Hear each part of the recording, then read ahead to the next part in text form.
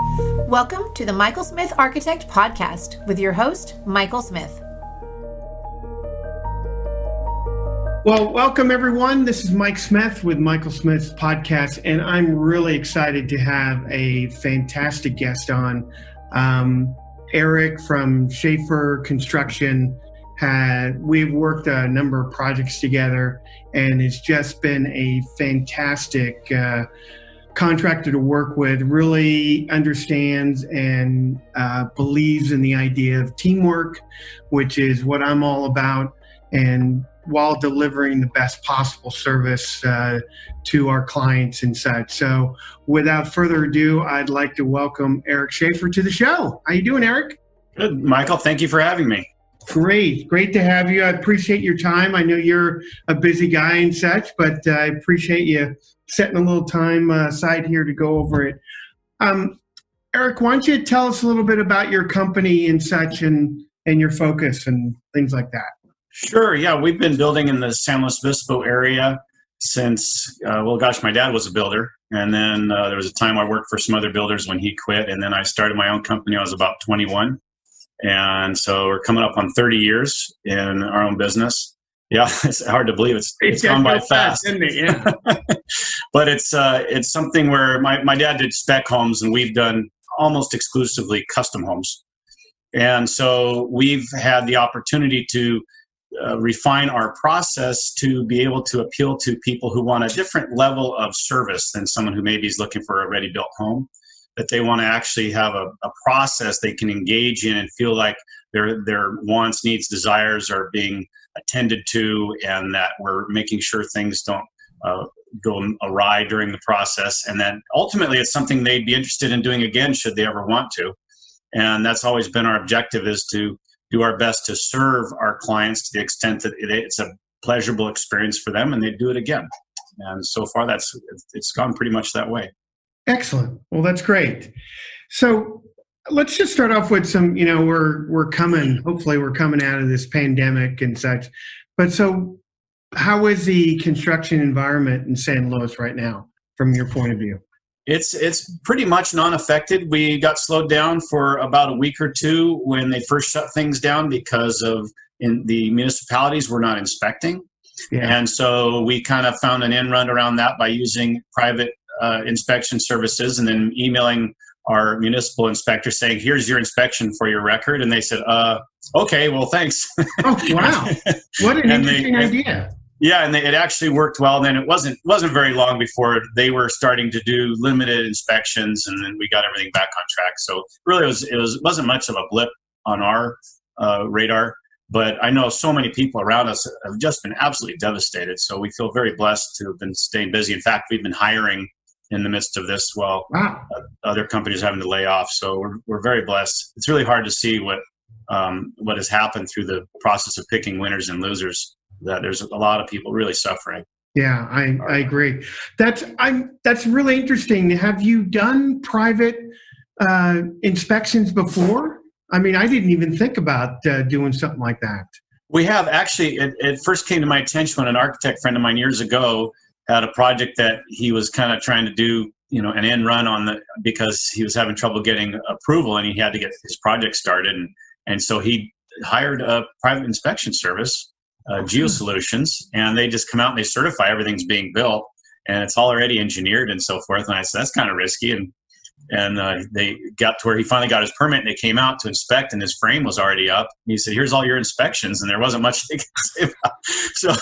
So the righteous way to handle it, though, is to coordinate that in advance with your building official. And they do allow that. I've spoken with a number of municipalities about that, and they say, yeah, you just get it approved with us first, and we can work stuff like that out. So it's. I'm kind of going off track here because this is really interesting. Is there a list of inspection service or engineers that they say, okay, you can use this? Well, I have limited breadth of experience in that because we've always used the same firm. And that's Geosolutions. They've always been so fantastic to work with, but I'm sure there's many others out there. I just couldn't tell you who they are. I imagine it's hand in hand with the geotechnical services that they have the engineers on staff already, so it's a good fit for them to take on that responsibility. But it fits really with the special inspection program. Yeah, that's true. And it's really, Well, and it's kind of interesting too, because the municipalities have no liability whatsoever if they inspect something incorrectly, whereas these guys actually have liability. So and they still get paid for, the inspection service. So yes, that's right. No one seems to be complaining. Yeah. Okay. Well, so what would you tell a homeowner about building in San Luis today? The San Luis area. Yeah. Yeah. Because San Luis, the city of San Luis proper, is kind of probably worthy of a whole nother podcast. That's probably true. It's challenging, but in general, in the county, we've seen a lot of really good improvements to the municipalities over the last, I'd say, 10 years. There's a much more emphasis on customer service. And of course, we try to come in with an attitude, as I know you do as well, that, what can we all do collectively to help them do their job? And because they're very stressed. Yeah. And, when you see builders and owners and architects standing at the counter arguing with them, that's really their worst day when that happens. Yeah. So we try to come in and just say, hey, we're on your team, and what can we do to help make it happen?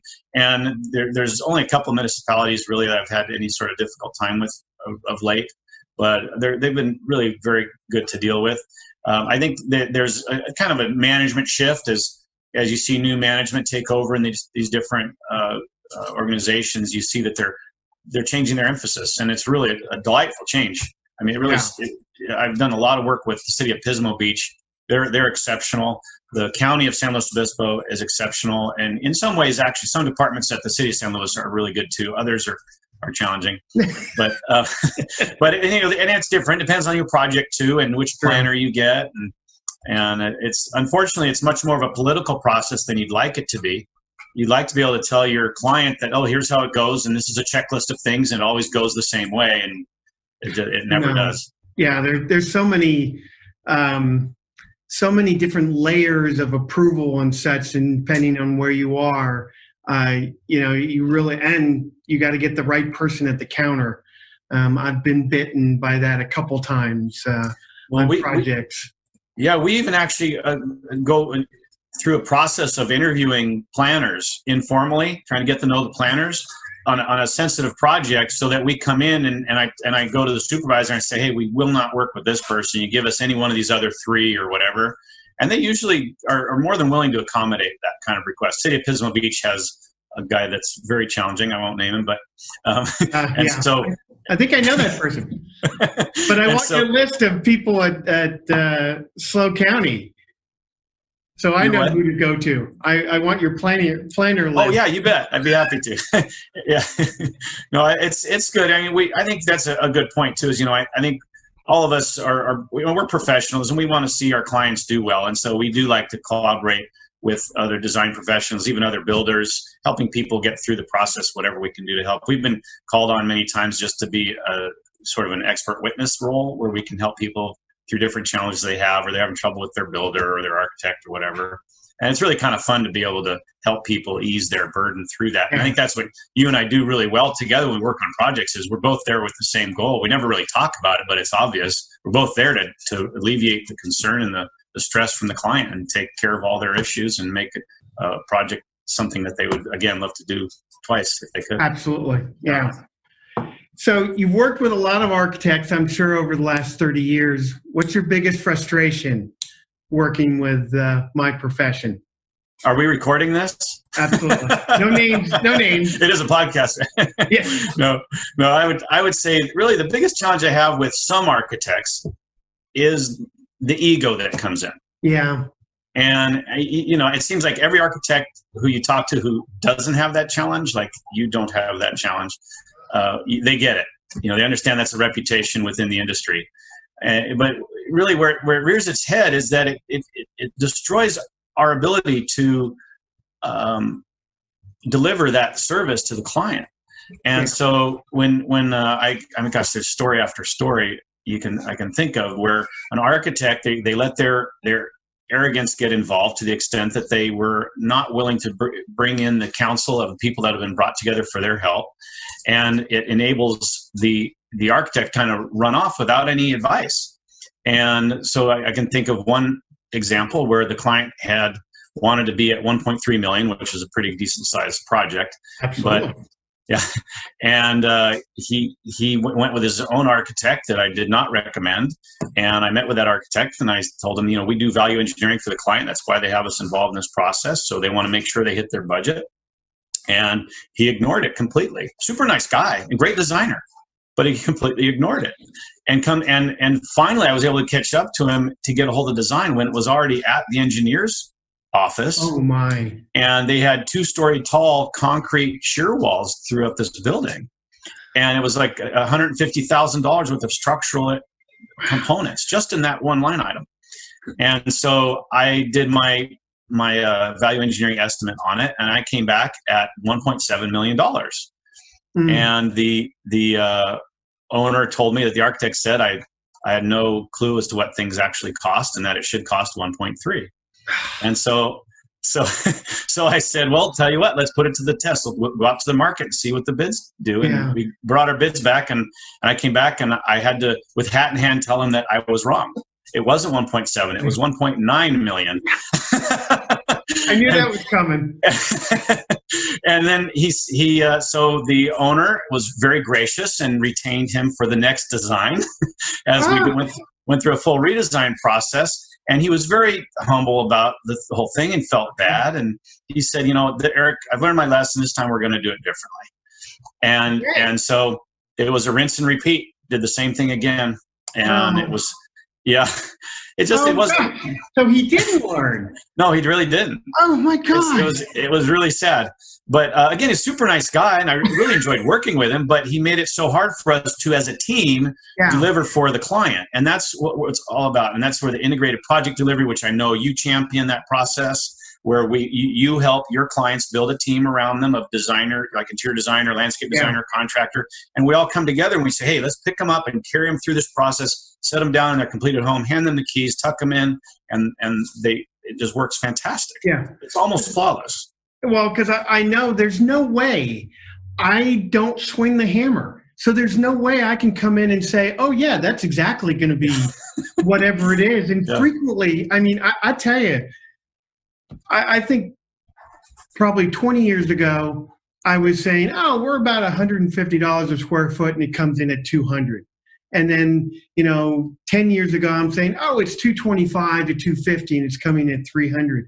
And now I say 300, and it's coming in higher. I mean, I try to think, oh, there's no way it can be that, but there's so many things involved and so many people, and we're in a small area that there's not a lot of competition for really good contractors. And I'm not saying they're pushing the pricing up, but there's supply and demand. There's only so many good contractors you want on the job, and they're going to make some money. And there's economics that I don't, when these projects go a year, 15 months with planning review, by the time you start, you go, oh, hey, we're about 250.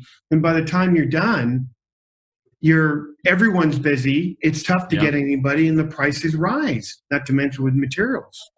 Well, one of the things I think a lot of people don't comprehend right off is that they think of real estate as a commodity. And commodities you can actually get for $0. Somebody can literally hand you their house. That's true. But you will never get someone to work for free to build you a house. Yes. Right? And so what ends up happening over time is that, relatively speaking, the new construction is somewhat linear compared to existing market values, which are very trendy. But that trend usually moves about the line of new construction. And so people, I get this a lot, especially with some of our professional clients, investors and such, and they say, well, we want to wait till the pricing correction happens, and we're going to cut a great deal. And it really doesn't work quite that way. Of course, it does move, but it usually lags the market by a significant number of months. In fact, I have a client right now who, because of the current COVID situation, was debating whether or not to put off his build for 6 months and rebid everything. And they ultimately decided that they really didn't want to lose 6 months of their retirement in their new home and on their beautiful lot they just bought. And they're thinking, hey, we only got so many months left in this life. And they valued that more than the potential savings. But it was really hard for him because he's a real estate or a commercial realtor. And so he's used to, working all those numbers all the time. But it's hard. I think, as usual with most things we do, our greatest challenge is between our two ears. Yeah. And so again, our job for you and I is to help our clients through that as well, isn't it? Exactly. Counsel them through that, and then help them make the decision whichever way they're gonna go on their project. So yeah. So what kind of technology are you using with homeowners during the construction process? Well, in addition to all the standard platforms like Word and Excel, which we're still heavily into Excel as most builders are, we use a client interface software called Co-Construct. That's Co-Construct, and the idea is co-operation of the process, bringing that together. It was actually implemented or designed and implemented by a software engineer who had a custom home built, and got so frustrated with dealing with this builder. He said, there's got to be a better way to do this. Looked around, realized there really wasn't any for residential builders. And he quit his job and started a software company in 2006. Huh. Bad time to start a software company catering to builders, wasn't it? Yeah. But he actually survived. They actually grew during the recession and came out on top. And that was one of the reasons we went with him. We actually evaluated over 40 different platforms over about a 2-year period to decide, because it's a big investment of not just money, but huge investment of time. In fact, it took us another 2 years to fully implement it and get it where we're fully using it. But it enables us to collaborate with the owner, with the design professional, enables everyone to come in through their portal and have a view of the project schedule. They can see what their selection, the owner can see their upcoming selections. Everything's tied to a project schedule. So if, let's say, we need to have their appliances selected by the end of framing so we can lay out the mechanical in the right locations for whatever appliances they pick, they'll see that deadline. As it approaches, it'll change color for them. Eventually, they'll start sending them emails saying, hey, wake up, you need to pick your appliances. I got some of those, I remember that. So there are challenges with automation that with anything technologically based, there's a huge upfront investment. So when you launch a project, it's a lot of extra hours that we wouldn't normally have to put in at that point to get everything in there and get it all populated. But then it pays huge dividends because it's there, and you got, owners, they might wake up in the middle of the night, can't sleep, and they'll just say, hey, I wonder what I have to do on my house this week. And I'll get a message coming in the middle of the night saying, hey, they picked this, they picked that. Or maybe they have a question. They can look at the job log, and we can share different aspects of that log, the daily log, with them. If it's a milestone, hey, we just poured the slab and we have pictures posted, then we'll share those photos with them, which we have that option. So we can share with subcontractors, we can share with owners for different relevancies. And then they can look in and say, hey, that's interesting. What's this thing over there? What's over there? And they can send us those messages. And it's all compartmentalized in one platform. So we're not running to emails to get one thing, to Excel to get another. And so it really draws all that together. Project scheduling is very similar to Microsoft Project, where with the difference that it actually emails people when their trade is, or their task is coming up. Okay. And you can message within there. So you can message a guy, he's starting on next Wednesday. You say, hey, we got done a little early. Can you start Tuesday? That message goes right in the schedule. So the project manager might be, managing that aspect of it, but the project superintendent can see that, hey, there's this transaction going on, and then they can piggyback on top of it and add their comments, what have you. Also, all the bidding process happens there. So we go put out our request for bid, and everyone gets notified of the bid date. They get reminded of the bid date. So they submit very simply by, in fact, one of the best parts of the system is you don't have to actually log into the system to use it. So if our system sends you an email, you can simply hit reply to the email, and it will put it back into the system. Okay. So it's a little more user-friendly for people that are tech scared or intimidated, which, there's a lot. It's actually interesting. So a lot of our older clients are adapting to it quicker than some of the younger ones, which is kind of funny. That it really is interesting. Well, I heard the same thing about Facebook, that it was really super popular, people over 50. Well, my kids tell me that's for a completely different reason. Is we took it over is how they put it, and it's something different that we go on to TikTok and Twitter and Instagram and all the other stuff. So the greatest benefit to it really, though, is for our out-of-town clients, which I'd say at least half of our clients don't live in the area. Exactly. And you and I just finished a project for Glenn and Shirley, where they're 6 hours drive away. Yeah. And they mastered it. they were fantastic. They loved having the interaction, being able to look in and see what we're doing, and ultimately it lessens the amount of time they need to be one-on-one with us, and time we need to be one-on-one with them. We can focus more on the high priority elements of managing the project, and we ultimately end up doing a better job at our project execution because of that. And I'll tell you, I interviewed them. Glenn for a podcast, but also I interviewed both Shirley and Glenn for my upcoming book, and they are still delighted with wonderful and such, and the biggest thing is, and they don't know quite how to, I said, so what would you tell someone? He says, well, it's going to cost more than you think, and it's going to take longer. Just know that. And if you know that and you have the right team, which they emphasize we did, I'm like, yeah, that it'll work out. And that's the biggest thing for them. Excuse me.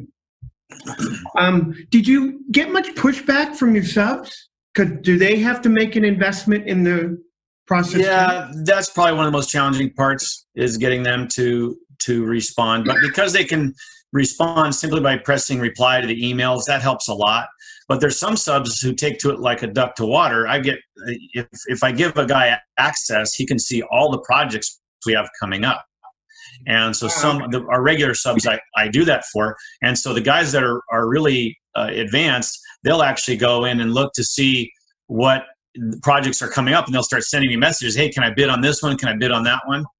And so it's just varying levels. I think everyone's kind of starting to realize that they're going to have to get up to speed. We actually, one of our bid requirements is that people have to be communicating electronically. It's a bid requirement. I mean, used to be back in the day of fax machines that there was guys that didn't have fax machines, and I'd be buying guys I use regularly. I'd buy them a fax machine. So I can't wait 3 days for your bid to show up. I need it the day you're done with it. Exactly, because normally they're taking it down to the wire anyway, and then they just want to send it out. Okay. So what changes do you see in the future of home construction? Well, I think building science is huge. We've always kind of been on the cutting edge of that because I don't know. I guess I'm a tinkerer at heart. I like seeing what are the latest advancements in technology and seeing how we can apply them in practical ways. The Title 24 Energy Code has been a huge impediment over the years because of the fact that they force change instead of encouraging change. And so therefore you end up doing a lot of things that are either unnecessary or not beneficial, and the client isn't as well served that way. Yeah. But when they really started ramping things up a few years ago, when they really started increasing their requirements, we increased our efforts to get ahead of the Title 24 so that we're always exceeding it and we're never bumping into any of the edges of the envelope. So for example, our first home where we really started doing this thing was about 7 years ago, where we hit, I'm not sure if you're aware, but in order to qualify for the rebates for the solar programs, you have to exceed Title 24 by 15%. Okay. And that if you do that, that's called Tier 1. And if you exceed it by 30%, that's called Tier 2. And anything beyond that is all Tier 2. Well, we exceeded Title 24 by 55%. Ooh. And that was, we weren't trying to do anything that was specifically energy related.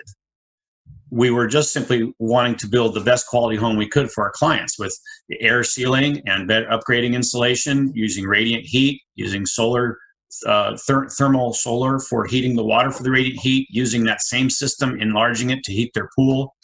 We were able to get all these huge bonus points for that rating, and the energy rater was doing handsprings. He couldn't believe that we were able to do that, and we weren't even trying to hit any kind of record. Awesome. But I think that's an example of where the market, when properly incentivized, can actually turn out well in excess of whatever the agencies are asking for. Yeah. And I think it's getting a little better. When I go to some of the inspectors or the energy raters and such, and we try to communicate in early stages of project design, and like they talk about doing charrettes, where you're bringing everyone together and talk about, okay, what are our objectives, how are we going to pull this off and be as eco-friendly as possible, save the client as much money on energy, stay within their budget, and so forth. But some of the ways we've been able to advance beyond the requirements are spray foam insulation. We do exclusively spray foam insulation. We don't use bats anymore. Radiant heating, again, is a huge bonus because it's 40% more efficient than any other means of heating. And we've actually been part of pioneering somewhat, to a certain degree, the idea of radiant cooling. So we actually send cool water through the floors now and through different aspects of the home in order to gain that same efficiency in areas where we need cooling. So I'd say that's the biggest areas I see changes is in those areas. It's becoming a lot more difficult for a guy who decides to take off his nail bags and become a general contractor to really perform in this environment because it's getting very technical. Yeah. And it's really important to stay ahead of all that stuff. And one of the issues too is, as you've probably noticed, as Title 24 changes, we have these unintended consequences come out of it, like mold. Yeah. The mold homes didn't used to mold 30 years ago. Exactly. Because they had enough. Yeah. They have enough air movement through the home. Well, now we're sealing the homes up airtight in order to make them energy efficient. So how are we providing the clean air? We're using energy recovery ventilators, and there's dozens of different varieties of those. And so which one's best and which construction method? And insulated concrete formwork, which is we're doing a huge project using that. It's an all concrete home that we were able to give advice to the design teams and give them direction toward that. And it was huge benefits for going with that system, not the least of which is the fact that with all that concrete, it holds the energy. So you get very mild energy swings throughout the seasons and throughout the days. So you can just trickle energy. And in fact, they say the objective is to try and heat or cool the home with as much energy as a 1,500 watt hairdryer. I think we'll probably be beyond that with this one. Wow. But it's actually being done. There's people actually pulling that off. We'll see how this goes because it's still in construction. But I think being able to bring that technology to the forefront, to find clients that are willing to experiment, that's a big one too. Our clients are huge partners in that because we can't try some new technology. We can't afford to take the risk all our own. So we talk to clients about it. Each time we have a new client, we say, hey, here's things available. Are you interested in trying any of them? And usually they'll want to try one or two. And we get clients that really want to take a chance and capture that. And I can't think of a single one where it didn't go well for them. But when you don't know, you've got to help them understand that you're basically doing some R&D on their project. Yeah, and so the client and every one of us has been fantastic that's jumped in on that because they get excited about. Our clients get very excited about technology, whether it be communications or energy or window coverings, automated window coverings, all these different things. Yeah. So it's a great. They're obviously a partner in the process as well, a key partner. In fact, I'd say most of our innovation has really come because of our partnership with our clients. Isn't that funny? I never thought of it that way before. But because the clients who either ask for something unique or they ask for a unique process we hadn't done before in terms of communication or information delivery or what have you. And so we look for those opportunities to be able to add those things because it's part of our innovation is meeting the needs of the community. Cool. I heard it said once that somebody a business that doesn't appeal to the needs of the community around it deserves to go out of business. And the ones that succeed will simply go into the community, ask the community, what do you need? How can we serve you? And it doesn't matter if it's something that's not in your regular collection of wares, you figure out a way to meet that need. Exactly. I think that explains a lot about what we do, doesn't it? Yes, we go because every project's different. I love getting the question, have you ever done a project like this before? On a general basis, yes. You're specific, no. No. So each project is all about innovation and managing that process. It's interesting thing too is I think in our world of assembly lines and mass production, people tend to think of homes and construction projects like they think of their car. I don't know if you've ever seen the YouTube video of how they build a BMW. No, I haven't. It's incredible. It's almost all done robotically. And if you watch that video, it's amazing. But a home will never be built that way. I mean, we're getting into 3D printing of homes. Yeah. But they still have to be hand plastered. They still have to be hand finished. And so if you think about it, we're really creating a partnership between you and the owner to create a bit of a business entity because a lot of money changes hands through this process, right? Yeah. And so we're going to go and we're going to do a one-time factory. We're going to put it up on their property and we're going to produce a one-of prototype. What an interesting way to think about it. And it needs to reach a significant level of perfection that you only usually see in like number 12 Yeah. Right? When you like you guarantee a new model of BMW, that probably doesn't get to 10 or 12 or 20 before they actually put it out into the showroom. Exactly. Good. So we've got to produce first shot. We got to get it right up there. Fine. Yeah. Yeah, and then we tear down that factory and we move it to somebody else's property and start all over again. Yeah. So there's fingerprints in, like if you've ever seen fine handcrafted pottery, there's fingerprints in it. Yeah. And so there's signs of craftsmanship that's really part of what gives it its unique quality, that you can see what it took for a guy to bring joinery together, or for certain appliances to be able to assemble together, and all the innovation that goes to that. Each home's going to be different. That's what gives it a lot of its unique qualities. But that is really a fascinating way to look at it, and it speaks to the how do I want to say, having the same team. People go, oh well, why does he use these subcontractors? They're expensive. And he goes, well, because it ultimately saves you money, and you're going to get the best quality service your home that you could possibly get, and because you've worked together on so many homes. Well, isn't that the way the conversation goes when it comes to price? Yeah. Is that some people can only seem to be able to shop based on price, but the clients that have successful projects are the ones that shop based on total cost, not upfront price, and that are shopping value. I was talking to a friend of mine, and she'd asked me, hey, what are how would you describe your most successful projects? And I started going back through the last 4 or 5 years, and I really honed it down to vision. The homeowner comes in with a very strong vision, and that is their driving force, not the budget. And I go back to Glenn and Shirley as an example, as they had a vision for what they wanted there. And yes, everyone wants to be at a certain price level. They want to spend a lot of money. They don't want to spend a lot of money. They don't have to. But they were flexible because they knew what they wanted, and they wanted to go for it. And we could cut that it didn't involve the vision, but they kept focus on that, and it helped all their decisions down the road. And they admitted, they said, ultimately, yeah, we spent way more than we wanted, but we have the home that we envisioned. And that's the success. I go back over my projects. The most successful ones are the ones where people focused on vision and not just on price, because that leads you to make some poor decisions long term when you focus on the price. Yeah, and of course we give them to make sure they have a price before they start, and it doesn't change at that point going forward. But in that design development process, it changes as their ideas get dollars put to them. But certainly before they start the project, they know exactly what it's going to cost. But I've had experiences in the past where one in particular I can think of where the client was literally crying because she said, we can't afford you, but we really want to use you. Can't you please come down further on the price? And I said, I'm sorry, I've squeezed everything I can out of this. And I can't. And it was a heartbreaker, because I love the client, and it's just we couldn't make their numbers work. We just couldn't do it. And so they went with and if you did come down, you wouldn't be giving the level of service that they expect. Well, I'll tell you, if there's one thing I've learned in 30 years is what things cost. Yeah. And, we have a lot of repeat recycling of the process where we're continually perfecting our ability to anticipate costs. And so we make we make a profit on our projects, but it's always within the balance of giving them a predictable price and for a reasonable price. Yeah.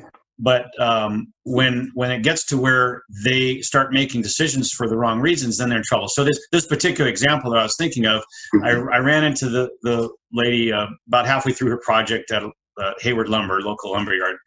And she came over to me and threw her arms around me, gives me this big hug, and starts tearing.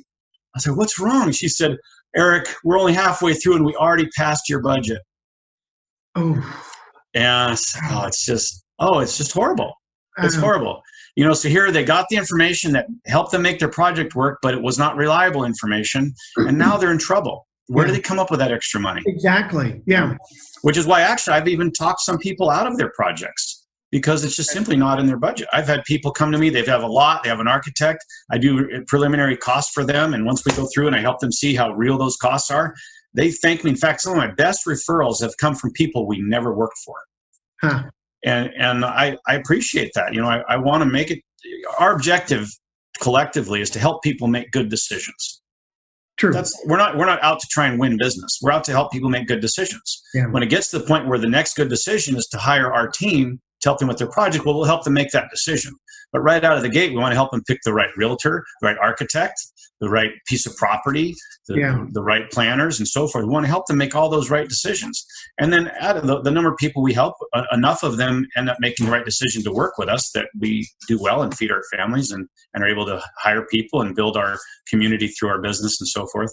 But our objective isn't to go out and just collect as many dollars as we can. Yeah. It's to help.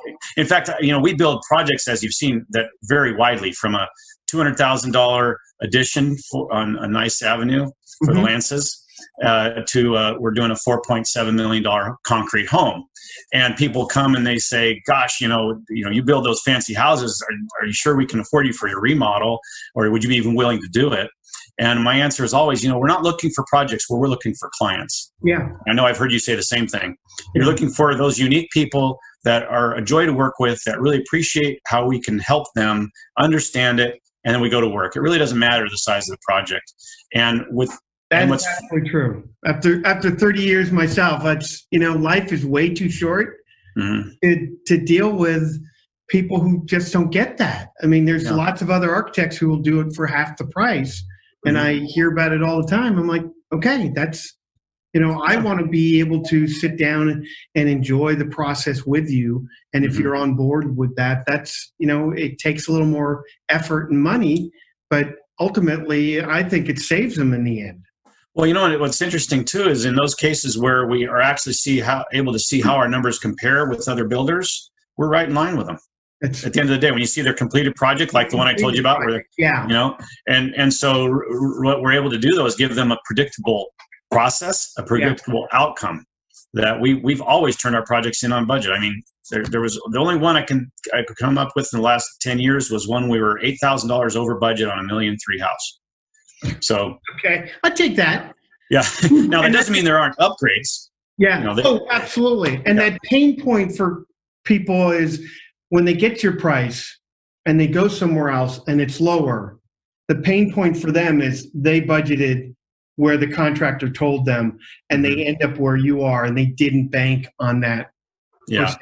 Which is why actually we do not engage in competitive bid. We're busier now than we ever have been, and we do not engage in competitive bid. I say that under the right circumstances we might, but and it's not because we're afraid of competition. That's not the issue. The issue is that the decision isn't being made on sound grounds. Yeah. That I can make the numbers anything you want to, just like any a nefarious accountant can cook the books. We can cook the books. I can produce how much do you want to spend? Okay, here's your bid. Exactly. And then they start looking for the opportunities. What didn't get considered in the plans, because you're providing a service, not a product, right? Yeah. As an architect. Yep. And so these services, it's not a perfect design. I mean, it's the best you can do given how much they're willing to spend on plans. And like in commercial work, it's a little more specified, but you could spend $300,000 in architect's fees on a relatively simple building in commercial. So it's that client who understands that the way I think our clients choose us, you and us, is that they choose them similar to how they choose their doctor or their accountant. They talk to their friends. They get a sense of comfort. Yeah. And then and before you would hire the professional under those circumstance, the last thing you're going to say is, okay, show me your fee schedule. Sure. Right? If it looks reasonable, then you hire them. And that's really what we're doing is that people are looking for someone who can come in and care for them. And in fact, we see this with the last two remodels you and I did together. Both of those clients, they knew of our larger work that we did. And I'm always concerned about that because I don't want them to think that we're going to give them some outrageous price, because we don't. Each price is appropriate for the project. But what they actually expressed back to me, both of them, was that they were so delighted to be able to have a higher end custom home builder come in and work on their remodel. Yeah. And I think that represents the values of our typical client, is that they're looking for that predictability, that comfort level, that they have a team that's going to really care for them and take them through that process in a way that they'd love to do it again. And I think that's how we see these playing out. Absolutely. Okay. So with that, what challenges do you see homeowners face during the construction process? During construction? Yeah. Gosh, I'd say arguing with their spouses. Well, I frequently say I minor in family mediation. That's it. Yeah. Usually needed. Yes, exactly. And what's really fun is when you and I get to be in the same room when that's happening, and we can tag team it and help them through that, And it's great though. We built our own home about 12 years ago, and I'm so glad we did, because it was just a horrible process. I gained so much appreciation for what our clients deal with. And it was mostly challenging because we tried, I had an architect, but they didn't really play a large role in it. And so I tried to do so many things myself. And, you and I have the benefit of a client to use as a sounding board and walk through their ideas. And where when you're doing it for yourself, who do you ask, Exactly. Yeah. And so it was just great, because I made all the decisions I always tell my clients never to do. I hired an unlicensed painter to save $10,000, and I spent that $10,000 plus another $10 fixing his work. And I would never let a client do that. Yeah.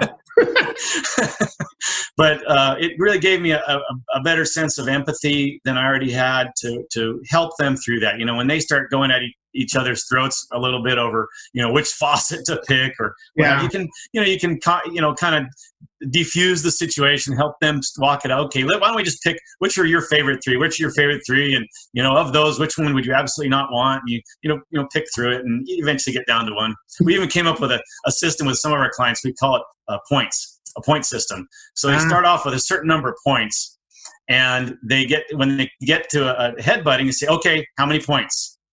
And whoever's willing to bid the greatest number of points wins the decision. And it's really, we don't keep a specific record, kind of more informally, but it's kind of become it makes it a lighthearted process. Yeah. Makes it where they realize that they need to really qualify their decision-making process. How important is that to you? Because this thing over here is really, really important to me. I'm willing to give on these other things, not this one. You help them prioritize through, and usually even the most challenging conflict can be resolved pretty quick. And pretty fun too. You can make it fun for them like that. But I'd say that's probably the biggest challenge is that one. I can't really think of any others that are challenging. Well, I think it's because of your process. You're when the homeowners start, they're very clear what exactly is included. They know the price. It's not going to move unless they buy something that's really outside of if there are any allowances or such. But I think you handle that because of your construction process. Oh, thank you. And bidding and such. Well, so if someone was not using you, how can a homeowner better prepare for their home remodeling project? First, they should read your book. Thank you very much. Your book is fantastic. What's it? How to Avoid Remodeling Hell? Yes. That's very good. And I think they need to educate themselves.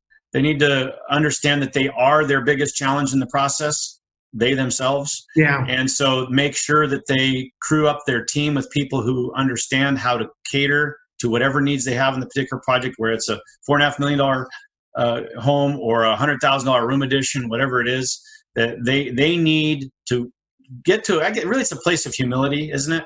Where I know in my own business, my biggest enemy has been my own arrogance and pridefulness, being willing to ask for help, hire consultants, hire accountants. He's got to realize, hey, I need help, and I think that's where when a client comes in and says, you know what, I need help. I'm getting into this thing knee deep, and I can already see it's way over my head. What can you do that might be able to help me?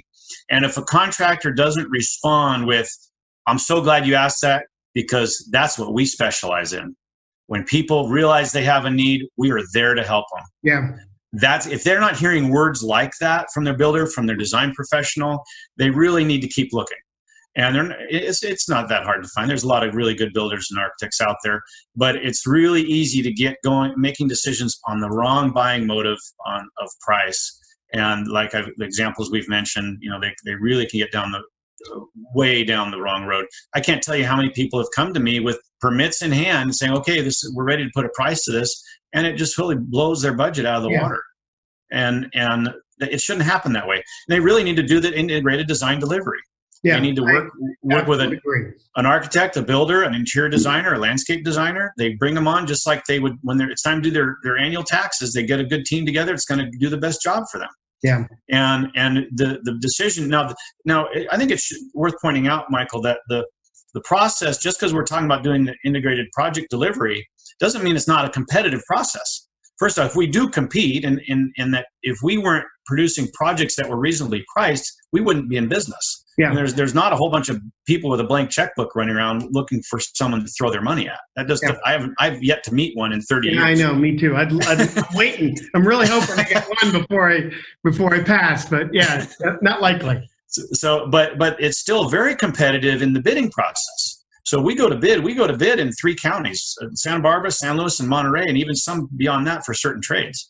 And so while we do have our steady stable of loyal subcontractors, every single project gets bid out to the public. That's how we met these contractors. These aren't people that I grew up working with when I was a kid. They're people I have found over the years. And, we are loyal to our subs, but only to a point. We want them to have the best. We have what we call our preferred vendor list. Sure. Those guys, it's theirs to lose. And so they come in understanding that, hey, with Schaefer Construction, we have to keep our pencil sharp. We can't get fat on this, but we know they'll take care of us. We know they pay quickly. They know that they specify things very carefully so that we can bid things tight and not lose money because we know what's expected of us. Yeah. Your plans are very detailed. You give good imagery, and because you cut your sections and you elevate the room or the walls beyond. That's huge for a subcontractor. When they're looking at a set of plans, they can look at that and say, hey, I know what's expected of me. They look at we have our own set of specifications. They combine that with your plans, and they say, I know exactly what's expected of me. I also know that with Schaefer Construction, they pay extras when they're legit. And so they can tighten up their numbers. I actually had a subcontractor I wanted to use, a plastering contractor. It's named Spike Plastering. I wanted to use him for years. 2 decades. I always wanted to use him because I know he's just literally the best contractor in plaster work in the county. And he never could compete on price with my other subs. And I finally went to him and I said, what's going on? Why can't we get this to work? And he said, well, I know you won't pay any change orders, so I have to bid it high. And I said, what do you mean? He says, well, the builders I work for, if I put the weep screed in, the bottom level of the stucco at a certain elevation, and the builder comes along and says, hey, I want to move that 2 inches higher, he's going to expect me to move it and not give him a change order. And I said, well, that means you're charging all of his clients for changes they don't make. Yeah, because you don't change it all the time. Yeah, and I said, tell you what, you take all that extra fat out of your bid. If I change something, I'll pay for it. My client changes something, they'll pay for it. If you mess something up, you pay for it. Deal? And he gets about a third of my business now, ever since he changed his pricing method. Huh. And he's a fantastic subcontractor. So, it's a very competitive environment that we're able to manage and keep a level of fairness and preference to the subs we've had for many of them since I was a kid. I'm still working with. But at the same time, they realize there's always a replacement. No one's irreplaceable. None of us are. And so we got to keep a balance between competitive environment and quality, predictable level of service and so forth. So it is a very competitive process. It's just that when they're picking that design team, that initial project delivery team, they really need to pick it very carefully and make sure they're not getting in their own way when they're doing that. Yeah, true. Well, I can tell you, Eric, this has been fantastic. I've gone through my questions and then some. This was way more than I expected. I really appreciate your answers, your forthcoming. You're welcome. Being so forthcoming. Any last comments you want to make? I'm just excited that you're doing this because I think this is really the single greatest thing that we can do to help our community is to help educate them. And you do that really well. Your books are amazing, and the degree to which you engage the community at this level to help them understand what they're getting into in advance. I've often thought an interesting blog post would be why you should never build a custom home. Kind of like your book, how to avoid remodeling hell. Wow. And it's like, unless you can predictably handle these issues, some of the ones we've talked about, many of them, of course, we haven't. But unless you really get to where you've got yourself in a situation where you have a team that can handle that, you're not going to do well. And so your efforts you're going through to help educate and communicate with the community in this way, I think is fantastic, and I appreciate you doing that. Well, thank you very much. That's great to hear, and I appreciate that. So I'll wrap it up here and say thank you very much, Erich, for your time, and we will go back to the show. Thank you for listening. Stay tuned for a new episode coming soon.